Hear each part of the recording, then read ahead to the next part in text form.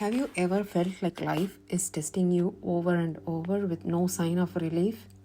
What if I told you the challenges you face are shaping you into someone unbreakable? What if I told you that even in your darkest moments, the seeds of hope and greatness are quietly growing within you?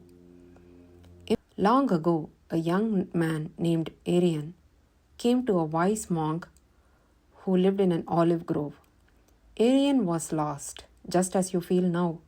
He had failed in his work, his friendships were falling apart, and he felt unworthy of anything good.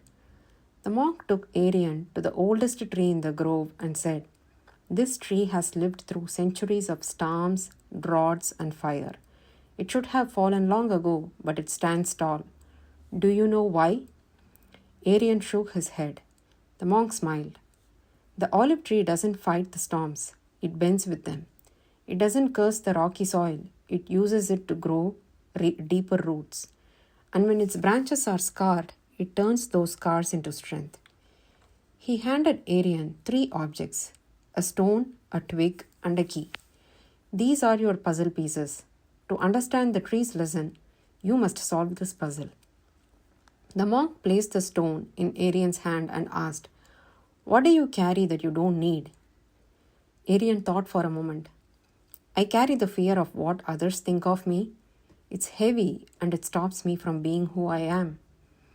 The monk nodded. "Place the stone at the tree's roots and let it go." Arian did as he was told, feeling a small weight lift from his heart. The monk handed him the twig and asked, "What do you fear will break you?" Arian held the twig, feeling how fragile it was. He said, "I fear failure. Every mistake feels like it will destroy me." The monk bent the twig slightly, showing how it flexed without snapping. "You are not as fragile as you think. Like this twig, you can bend without breaking.